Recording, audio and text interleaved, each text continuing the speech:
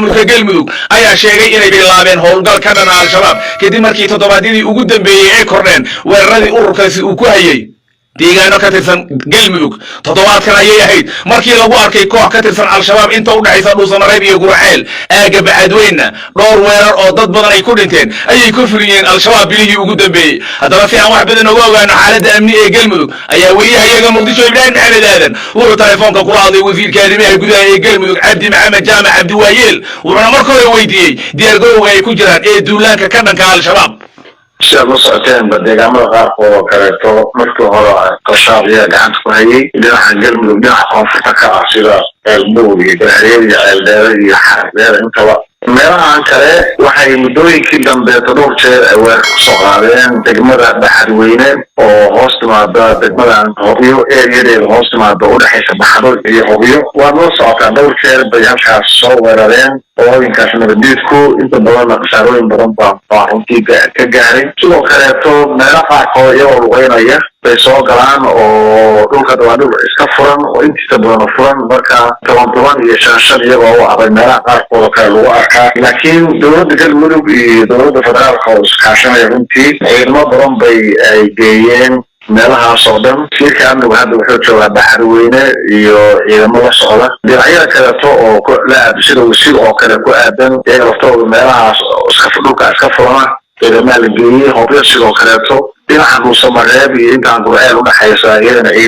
ciidamada gorgor baa jooga oo iyaga laftooda amniga ka qayb qaadanaya guud ahaana qaybtii 11aad waa iyaduna amniga guud gacanta ku haysa qorshaha guud marka laga soo tago dabcan hadda waxaad ka dhawaajisay aagaga ay raggaasi yimaadaan ama halugeeyaan ama iyagoo gaadiid wata ha yimaadaan waxaa u dambeysay gurceel iyo dhuusamareeb inta udhexaysa aagan hadda wasiirka amnigu ku sugan yahay dhowr jeero hore duulaamay kusoo qaadeen tan iyo markii aad timaadeen dad badani waxay leeyihiin amniga galmudug wax weyn baa iska bedelay oo shabaab culays xoog lay soo saareen marka maxaad uga tabaabushaysan weyseen markii hore intaad hadda leedihiin duulaan baan qaadaynaa ama howlgal baan samaynaynaa runtii mar kastaba annaga xagganaga taabashahana ugu shaqeeyey waxaa haddana muxuu ahaa aad iyo aad aan ugu fiirnay oo madaxweynaha oo kaleeta hadii isaga ah galmudug hogaamiyaheeda isaga ah waadna ogtihiin in badanba inuu ku hawlanaa arrimahan federaalka oo mar ustegay meesha la aada muqdisho mar doontahay haddana joogo mara kale usgarowa joogay shirka dhuusamareeb aad lagu qabanaya toddobadii bilood ugu dambeysaba dowlad galmudug keliya arrimaha galmudug gacanta kuma haynina waxay ku haysay arrintii nabadeynta iyo isfahamka dowladda federaalka iyo dowladda xubnaha ka iyo si doorashadii ay u dhici lahayd sidaas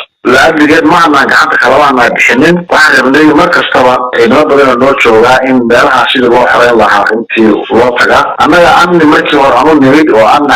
amni yahay oo markii hore u nimid oo hadda amni dara ka jirto ma jirto amnigu waa sii hagaagay galmudug oo dhan intii markii hore amniga ahayd sideedii baa laysugu dhexmara oo loo socdaa mana jirto annaga xabsi hadda nagu taaga runtii wasiir cabdi waxaad leedahay amnigeenu aad buu u fiican yahay tan iyo markii aan imin laakiin waxaan ognahay intaydaan iman shabaab kuma dhici jirin gurceel iyo dhuusamareeb dhexdeeda yimaadaan sidaas oo kale inay garoonka dhuusamareeb weeraraan marka idinka maxaa idinku gaara oo ahlu sunnadii idinka horreysay ay al-shabaab isaga dhiciyeen oo idinkaadan isaga dhicin karin runtii markii xataa ay joogeen qolooyinka ahlu sunna xataa dhuusamareeb bay soo weerarayeen waad ogtihiin gurceel way soo weerarahayeen dhibaato badan baa la isugu geystay dhuusamareeb lafteeda 3-4 jeer bay soo weerareen mar kastana hadee markii saas ay jabaan oo kaleeto dib bay haddana isu soo qorsheeyaan waxyaaba hadda annagu aan maqlayno oo aagagaasu waxa weeye qof iyo 2 iyo 3 taasoo kaleeto waa dhul iska furan ama meel xabad ka rida ama meel isagoo lugeynaya gala laakiin amnigaan ka hadlaynaa kaa maahana waa mid ka ballaaran oo ah in deganaanshihii degmooyinka iyo tuulooyinkan iyo meelaha muxuaha xuduudda ay kala leeyihiin shabaabku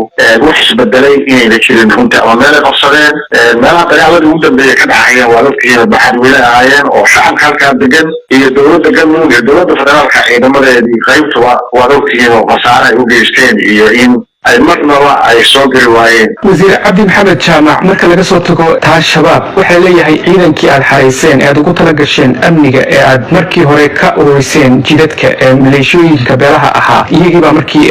tababarkii ay dhammaysteen intaad gudnadoodii sii weyseen haddana jidadkii soo istaago waxay leeyahay gaalkacyo iyo beledweyneynta udhexaysa maalmahanba way kooneen marka taasna maxaad xal uga gaari weyseen waa laga gaaray runtii waxay ahayd bishaan kowdeedii bay ahayd in nimankaas loo xiro tababarka u dhammaaday waxay ahayd wixii badantu ahaydna waxay ahayd in madaxweynuhu yimaado 2 ama 3 ama 4 inuu yimaado dalisoor meesha lagu magacaabo مانكروني سوالي انت بروح مسكتو تمركي انت الله خيرين انا قاعد بيستميان يا او كل بيني ماشي وضع ضبطي ورجالسان بتاع ما انت متشرون يقف كل شيء سو ويتا قاعد كملها ودتي لكن سو مركي وانت سؤال حليي حضر ودق على متشفتو مشاعرين كل مثل حقوق العالم وانا شيء